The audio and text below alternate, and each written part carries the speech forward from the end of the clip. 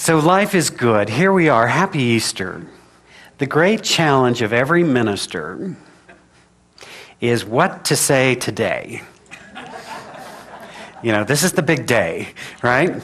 In the scheme of things in the Christian faith.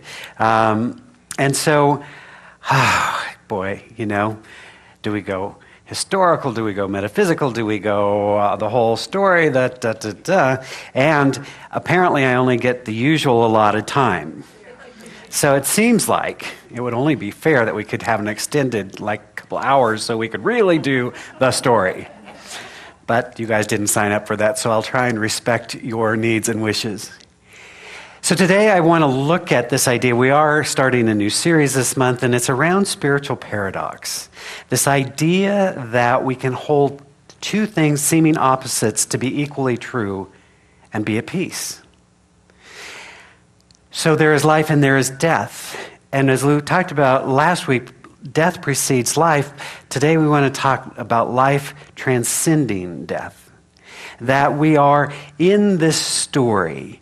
So in case you're not familiar with the story of Jesus, he's born, lives, heals, blesses, many lives, and then the whole passion play begins.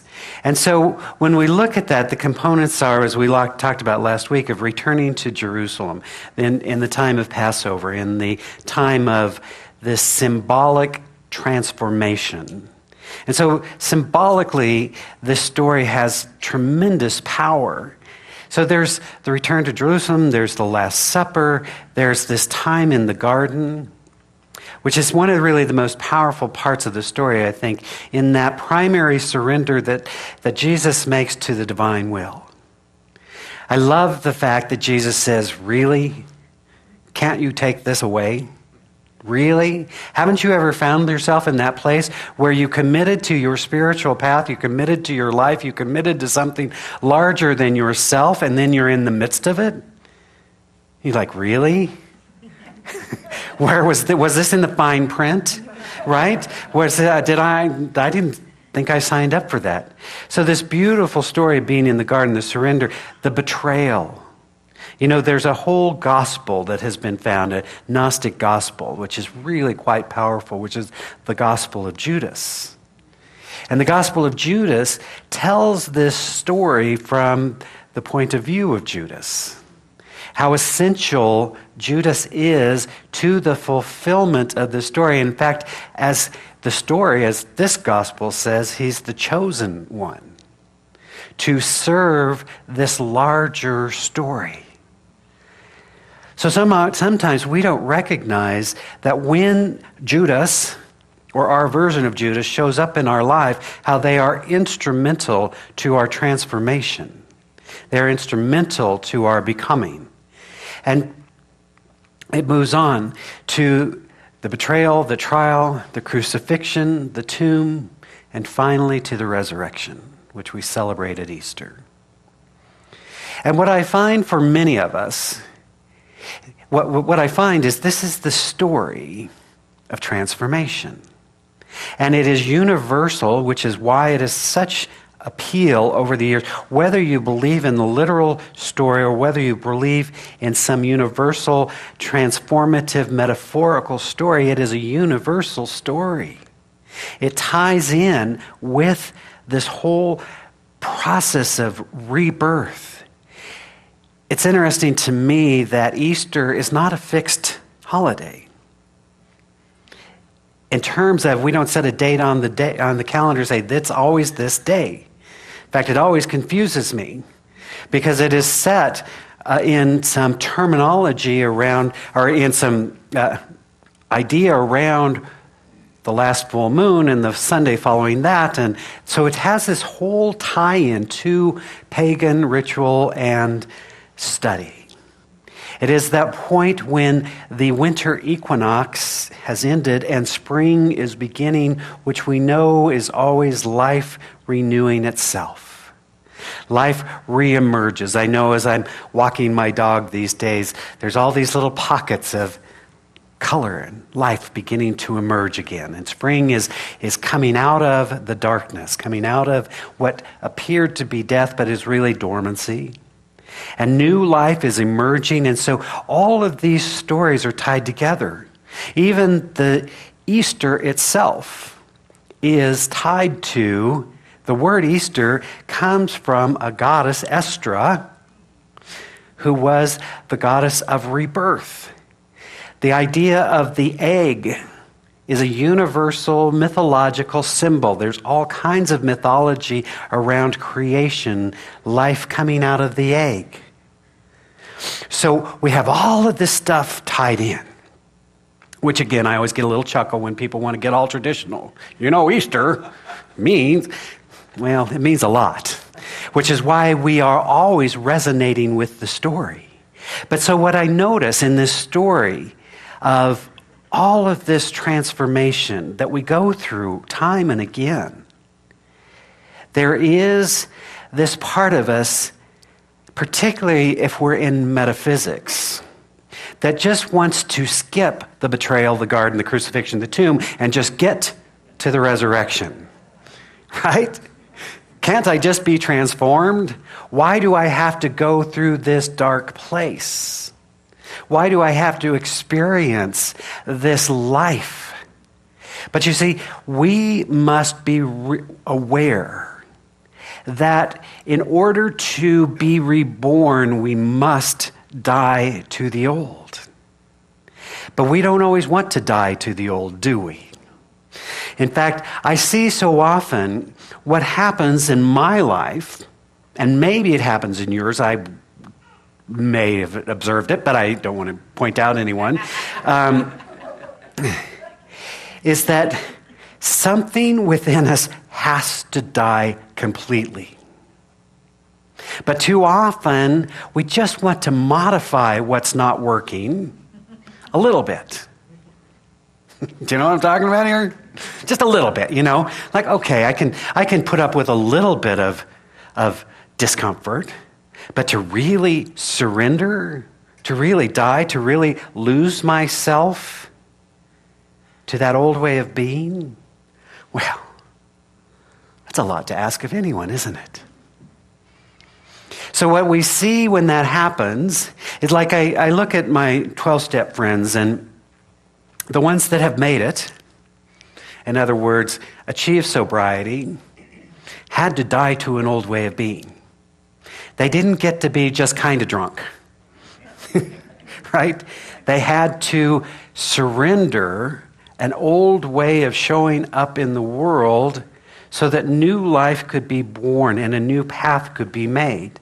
Sometimes when we want to move into a new experience of this life that is calling to us, that we are awakened to, that we are aware of, that we're sensing and feeling, we're awakening to it. But there's a part of us that says, no. I don't want to have to surrender everything. I can't tell you how many times as I've walked through ministry that I've had this, I know what I said, God. You see, I have to have this conversation with God. I know God doesn't live out there. I know God lives within me. But sometimes the conversation just doesn't make sense when you have it only with yourself. People look at you and think you are crazy. So I have this conversation with God and I say, God, use me. Use me for your highest good. Allow me to be the vessel and the vehicle through which love is revealed in the world, through which peace is made known, through which transformation occurs. Isn't that a beautiful prayer? Kind of lovely. So high-minded.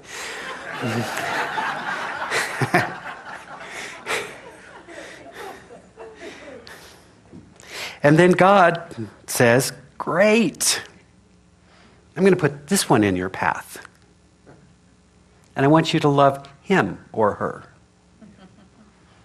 Go, no. No, let's go back to that high-minded prayer. Let me love the lovable is what I want. Let me forgive those who deserve my compassionate and loving forgiveness. Let me see the good in those who've already proven to me that they are good. Right? Do you do this too? It's like, oh, I see what you mean. So I think what we want to understand, Ernest Holmes said to us that we need to understand that this idea of the Christ is not a thing and not a person, but rather to practice the presence of God is to awaken within us the Christ consciousness.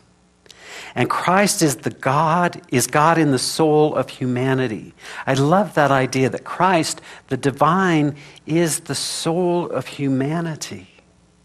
That at our very core being, there is a place of wholeness, of beauty, of love, of perfection.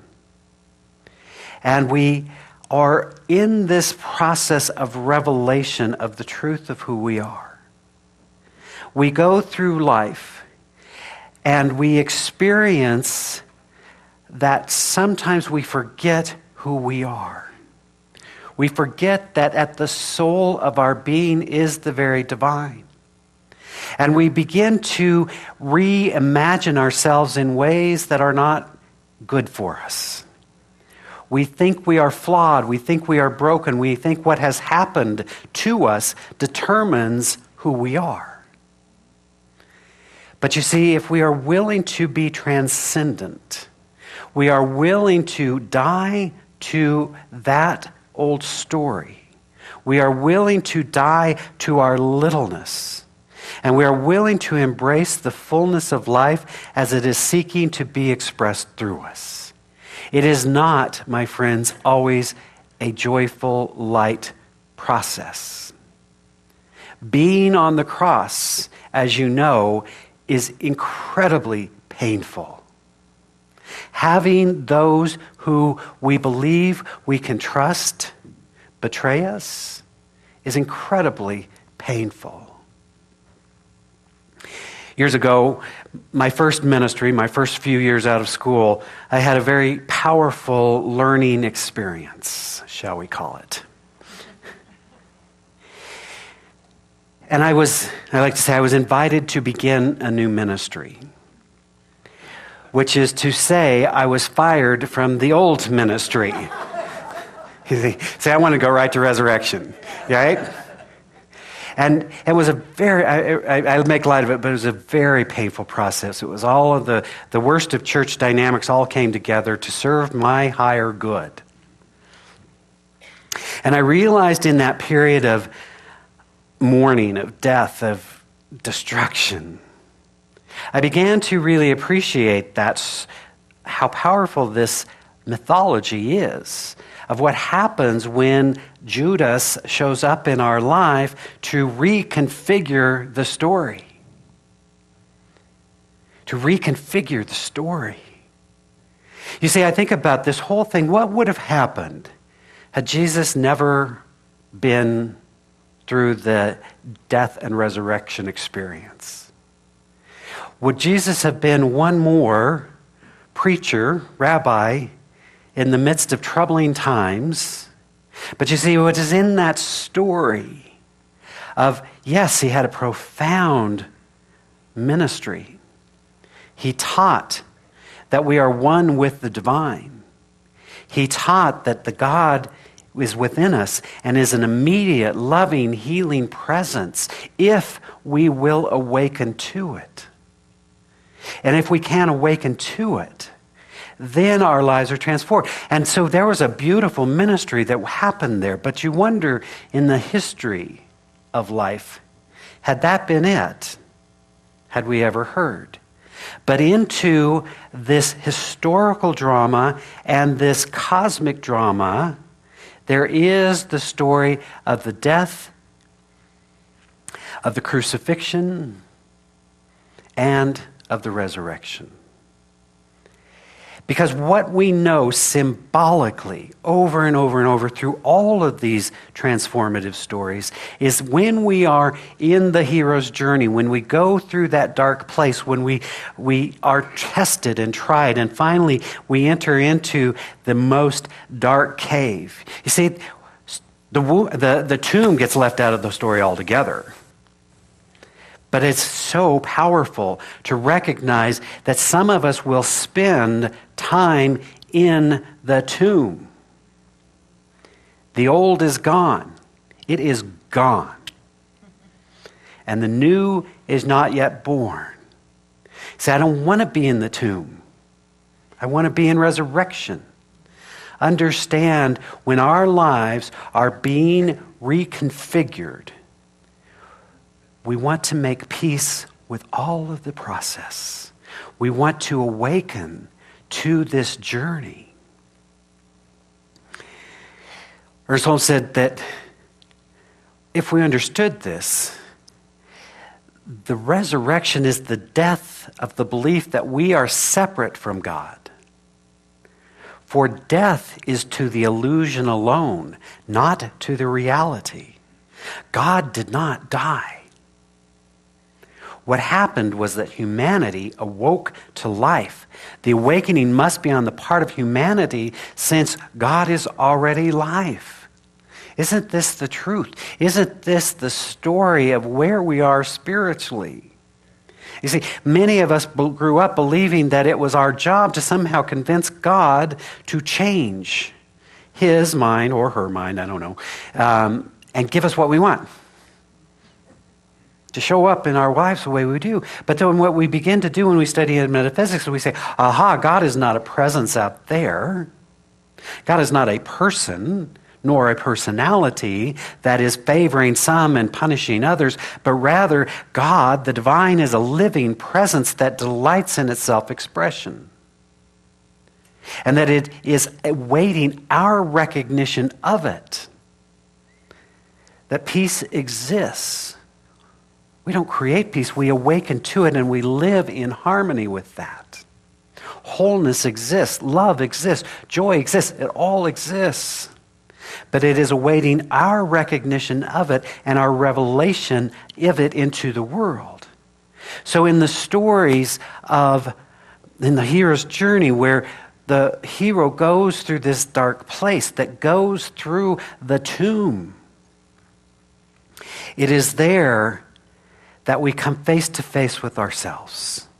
It is there that we come face to face with our light and our darkness. It is there that we come face to face with the fullness of who we are. And if we can embrace that, and we can move through that, and we can allow that to happen and to be expressed and to be revealed, then we emerge from the tomb, from that dark place, awakened, and we find the gift. We find the possibility. We find the new way of being. And so when we re-enter into the world, it is not as the same person. Rather, it is as a transformed figure, both human and divine. You see, for me, this is ultimately the story of life on the planet Earth. It's called, you are a divine being, infinite being. One with the source, one with life itself. Life is revealing itself as you. And then we're going to assign you a body so that you can hang out on this planet and move around and experience life in such a way.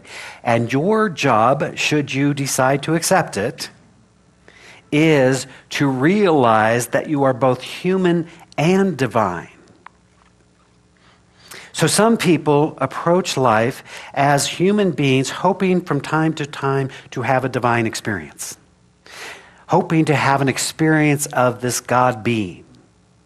But I would suggest to you, when we properly understand this, what we begin to realize is that we are not human beings that occasionally have divine experiences, but rather we are divine beings, and so this human experience is part of our divinity, all pieces of it.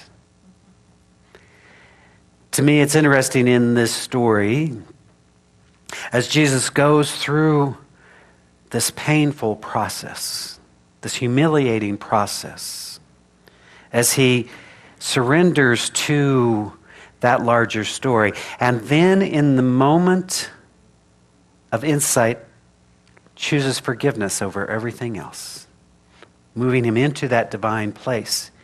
And he then moves into the womb, and at the point where, as the story goes, They go to the tomb, and there's no Jesus there.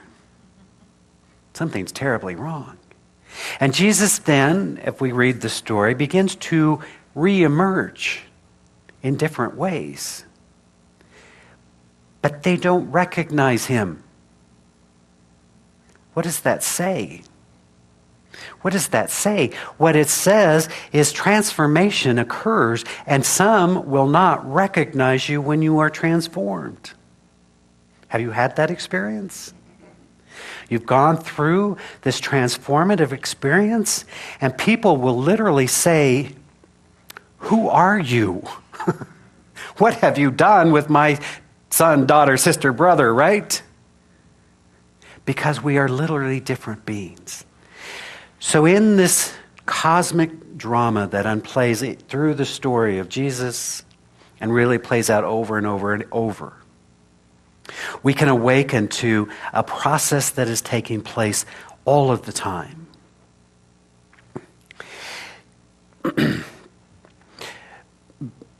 Bishop Shelby Spong talks about this idea that the experience of Easter is timeless. It is not bound by history. Although it is a historical story, it is a timeless story of eternal death and rebirth.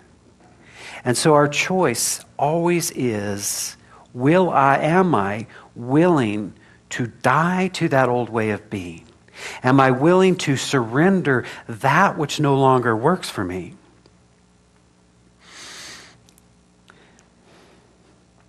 My friend Edward Viune once said that something has to die completely. Maybe even a whole way of life has to die. He says, I think we are creative beings with creative minds, continuously imagining a glorious vision of life. Don't you have an image of that glorious life? We know how to dream. The challenge is how to enter into it.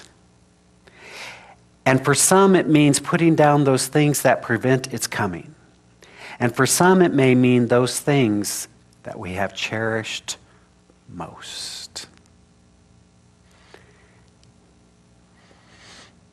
In order to enter into your new way of being, you may have to kill your sacred cow. You may have to be willing to surrender. You see, sometimes, I believe this is part of the reason why Jesus stressed and taught forgiveness so much.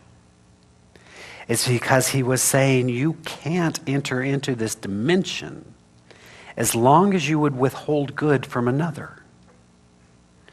When we have people who we've made it unsafe for them to walk through the corridors of our mind, then we're not really impacting them, but we are withholding our good. So this surrender, the surrendering moment, this willingness to say my cherished ideas, my hard-formed opinions, my right way of being, my self-righteousness even, no longer serves me. And so I will enter into the secret place of the Most High. I will enter into that higher dimension that resides within me, that sees with eyes to see truth, that sees that we are each spiritual beings, that we are each magnificent in our own right, that sees through the eyes of love. And when we can do that, our lives are healed, they are transformed. Things may or may not change around us. But we have changed, and we have been transformed, and we have arisen into the new life. Know, my friends, that life always transcends death. Always. And so as we are in this sacred season of celebration, of celebrating spring, because we love spring. You know, there's not a lot of celebrations around winter. Have you noticed that? I mean, even at Christmas, we bring in all our lights. We light up everything. It's not really dark. It's light, see? Right? Oh, look, that's what we should have, a winter holiday. Hey, look, nothing's happening. Let's throw a party. No decorations. No, right?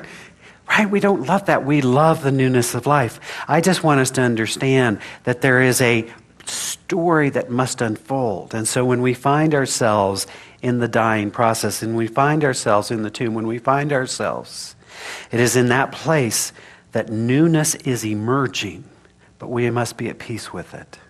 So as we enter into this celebration of this season of new life coming forth, know that life is seeking its revelation through you. That the dream that you hold, the vision that you keep, is what is propelling you to your greater life and your larger story. And know that you are blessed. Let us pray.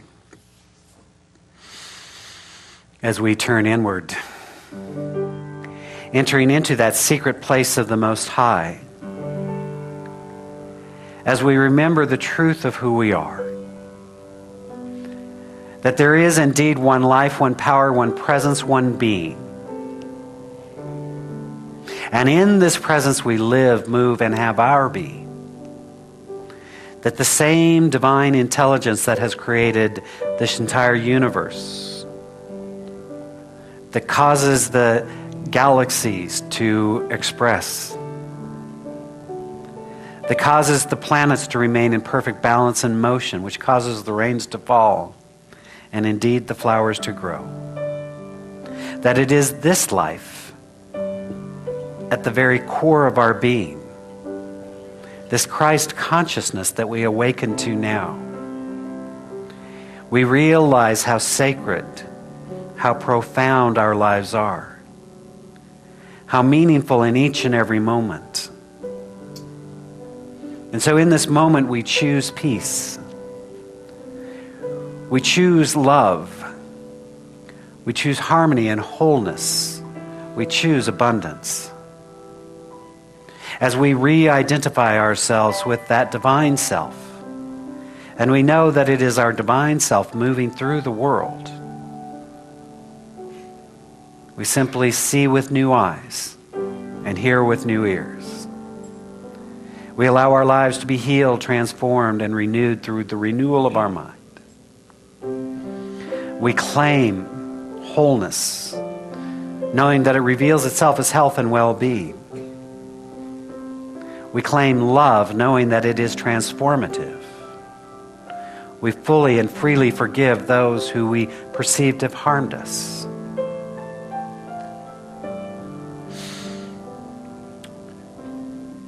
We choose joy.